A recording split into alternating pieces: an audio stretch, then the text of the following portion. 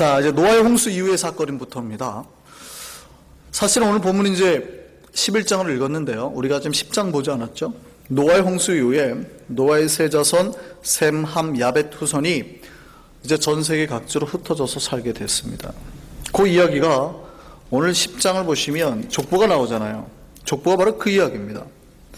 이 족보가 기록되어 있는데 순서가 야벳, 함, 셈 순서로 나옵니다.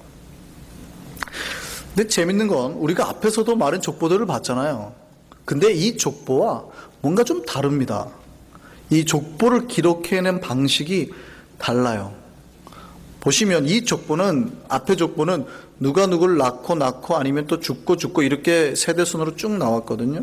근데 여기는 야벳 민족별로 되어 있고 이 민족의 끝에 독특한 문구, 사건으로 족보의 끝을 맺습니다. 보실까요? 자, 10장 5절입니다. 야벳입니다. 그러니까 2절부터 5절까지 사건이 야벳인데요. 야벳의 족보 5절 끝에 이렇게 되어 있습니다. 같이 한번 읽어보실까요?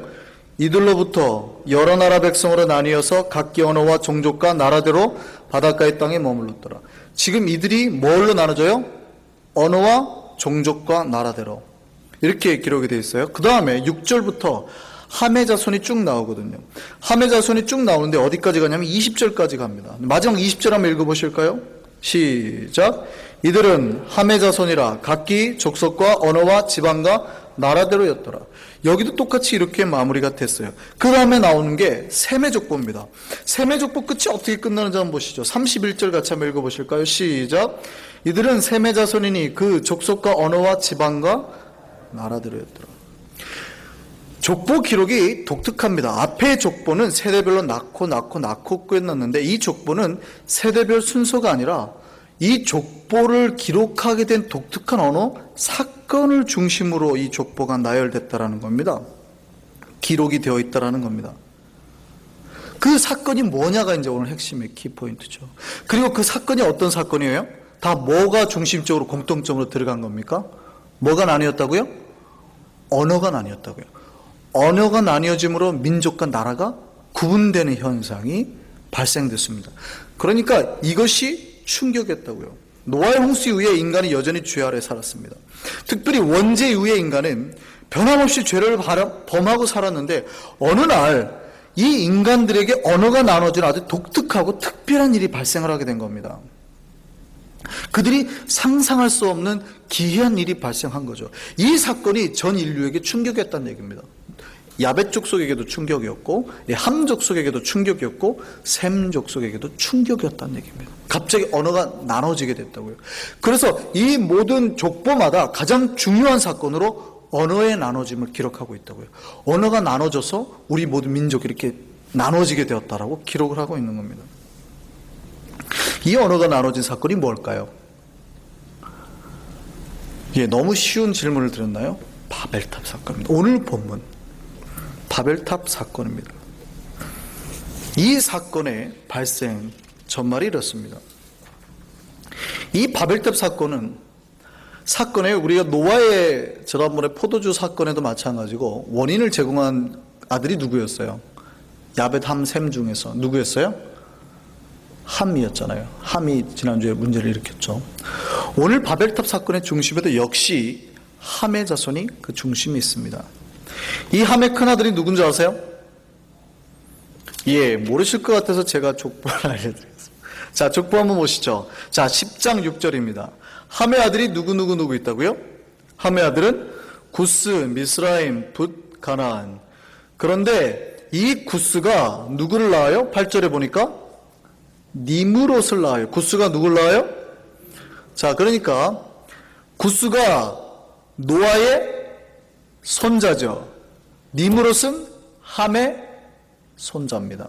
자, 요거 중요하니까 기억하십시오. 니므롯이 어떻게 중요한 사람인지 성경이 이렇게 기록하고 있습니다. 그는 세상의 첫 용사라. 그가 여호와 앞에서 용감한 사냥꾼이 되었으므로 속담에 이르기를 아무는 여호와 앞에 니므롯같이 용감한 사냥꾼이로다 하더라. 여기서 사냥꾼이라는 말은요, 장수라는 뜻입니다. 아주 힘이 센 장수. 그러니까 고대의 권력자였다로 이해하시면 좋겠습니다. 그리고 하나님 앞에 용감한 사냥꾼이 긍정적이라는 말보다는 약간 부정적인 뉘앙스가 강한 표현입니다. 그러니까 고대의 권력자였어요. 그가 통치한 나라 땅 이름이 어디예요?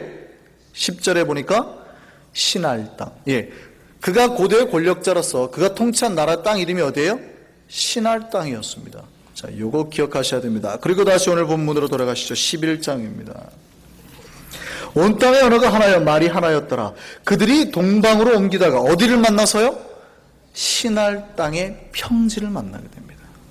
그러니까 누가 통치하는 땅이에요? 니므롯이 통치하는 땅에 사람들이 모이고 권력이 모이고 중심이 생긴 거예요. 도시가 생기고 어떤 사람이 많으면 권력이 생기잖아요. 힘이 모이게 생긴 겁니다. 고대 권력자에게. 그 신할 땅에서 사람들이 뭘 쌓아요? 예, 좋은 평지이기 때문에 벽돌을 쌓고 탑을 건설합니다. 그런데 하나님이 이 탑 쌓는 게 못마땅하셨는지 내려오셔서 언어를 나눠버리시는 거예요. 인간에. 그래서 인류가 그 탑을 다 쌓지 못하고 뿔풀이게 흩어지게 된 겁니다. 11장 9절에 보니까 이 사건에 대한 기록으로 이렇게 돼 있어요. 여호와께서 온 땅에 늘 혼잡하게 하셨고 그들을 지면에서 흩으셨다. 하나님께서 갑자기 인간의 언어를 흩으셔가지고 인간에게 혼란이 오게 되었다라는 겁니다. 그거의 은혜, 그것 때문에 인간의 언어가 나눠지게 되고 민족과 나라가 발생하게 되는 사건이 생겼다라는 겁니다. 그러니까 이것에 대한 이유로 앞에 족보가 그렇게 기록이 된 거예요. 그럼 여기서 이제 바벨탑 사건을 생각해 보겠습니다. 왜 하나님은 인간의 언어를 나누셨을까요? 왜요? 탑 쌓는 게 문제였어요? 왜 탑을 못 쌓게 하셨어요? 탑 쌓는 게 뭐가 문제라고? 그러면은 하나님께서 다보탑이나 석가탑도 못 쌓게 하시지. 왜 하필 바벨탑만? 왜 노아의 홍수의 이후에 인간이 탑을 쌓는 걸 하나님이 막으셨을까요? 그 쌓으려는 목적이 성경에 기록되어 있습니다. 창세기 11장 4절 한번 읽어보실까요? 다 같이 읽겠습니다. 11장 4절입니다. 다 같이요. 시작. 또 말하되 자 성읍과 탑을 건설하여 그 탑 꼭대기를 하늘에 닿게 하여 우리 이름을 내고. 그들이 탑을 쌓는 목적이 뭐예요? 인간들이? 노아의 홍수예요. 인간이, 제가 말씀드렸죠. 노아의 홍수 이후에 방주에서 나온 인간도 새로운 창조의 모습대로 하나님 표현하셨다고요. 하나님 그들 생육하고 번성하고 하나님이 창조해서 만든 것처럼 동일하게 복을 내리십니다. 명령하세요. 그런데 제가 처음 창조와 다른 그 차이를 말씀드렸죠. 에덴 동산의 창조는 뭐예요? 죄가 없는 창조입니다. 그런데 노아의 홍수 이후에 시작되는 새로운 인류의 시작은요, 죄를 그대로 유지한 채 시작되게 됐다고요. 죄를 품고, 원죄를 품고 시작되게 되었다고요. 그러니까 죄가 그대로 있어요. 그럼에도 불구하고 하나님이 인간을 어떻게 해요? 사랑하신다는 표현이에요. 그게 방주 이후에 인간에게 하나님이 복 주시고 무지개를 주시고 말씀하신 언약이에요. 네가 그래 어쩔 수 없이 죄 지을 수밖에 없는 인간이라는 것을 인정하고 시작하시는 거라고요. 자, 원죄 아래에 있는 인간들입니다. 그들의 죄의 문제가 해결되지 못했어요. 그러니까 죄 아래에 있는 인간이라는 얘기죠. 죄된 인간의 최고 특징이 뭔지 아십니까? 그러니까 인간이 죄가 들어왔을 때 가장 크게 표현되는 죄의 특성, 가장 나쁜 죄질이기도 합니다만 하나님이 제일 싫어하는 죄 중에 하나죠. 뭡니까? 죄가 들어오면 나타나는 첫 번째 현상이 교만입니다. 교만. 하나님 가장 싫어하는 죄입니다. 교만입니다. 왜 그런지 아세요? 왜 사탄이 됐어요? 원래 천사잖아요. 인간의 이 땅을 잘 다스려고 보낸 천사입니다. 근데 천사가 왜 사탄이 된 줄 아십니까? 이사야서 14장 12절에서 14절 보면 천사가 왜 사탄이 되는지 기록이 되어 있어요. 이렇게 되어 있습니다. 너 아침의 아들 계명성이여 어찌 그리 하늘에서 떨어졌으며 너 열국을 엎은 자여 어찌 그리 땅에서 찍혔는고 내가 내 마음에 이르기를 내가 하늘에 올라 하나님의 뭇별 위에 내 자리를 높이리라 내가 북극 지폐 산 위에 앉으리라 가장 높은 구름에 올라가 지극히 높은 이와 같아지리라 하는도다. 천사가 사탄으로 전락해버린 순간이 어떤 순간인지 아세요? 그가 누구와 같아지리라요? 하나님과 같아지리라. 하나님과 똑같이 높아지리라. 여기에서 그만 추락해버리고 맙니다. 사탄은 하나님처럼 높아지고 싶었습니다. 그게 교만이죠. 죄가 가득한 인간에게 일어나는 첫 번째 마음이 바로 이 교만입니다. 그래서요, 자신보다 누군가 다른 사람, 여기에는 신도 포함됩니다. 신이라 할지라도요, 자기보다 높아진 어떤 존재를 참을 수가 없습니다, 인간이. 그래서 인간들은 신에 필적할 만큼의 능력을 보이고 싶어 합니다. 그래서 죄가 해결되지 않은 인간은요, 절대 겸손할 수 없습니다. 절대 무릎 꿇고 섬길 수 없습니다. 예수께서 그래서 그 겸손의 모습으로 마지막 제자들에게 뭐 해요? 제자들은 끊임없이 높아지겠다고 싸우고 있는데 예수께서 잡히시는 날 밤에 제자들은 그렇게 싸우는데 예수님은 뭐 하세요?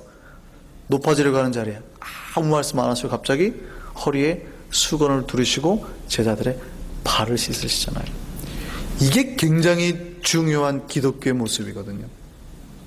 이게 창세기의 그 원래 하나님의 형상대로 회복된 모습입니다.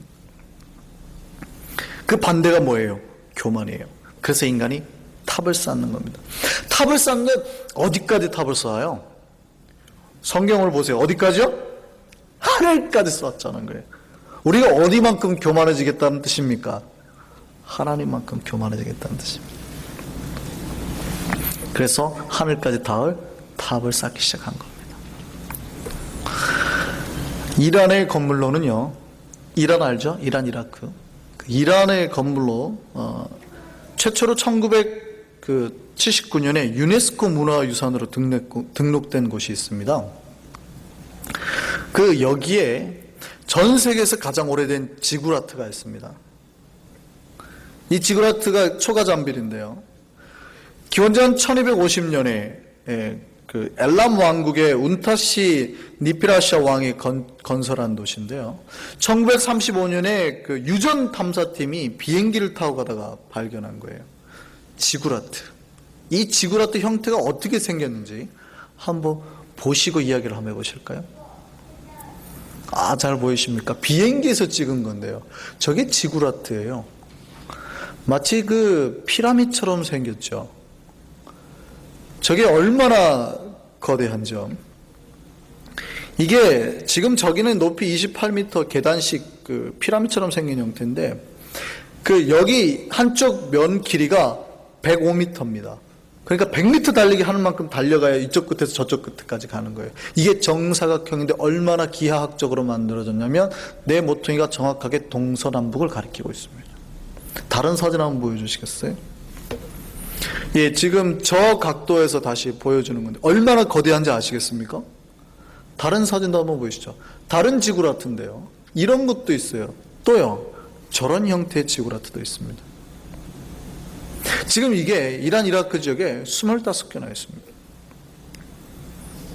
이 지구라트에 얽힌 이야기가 있습니다.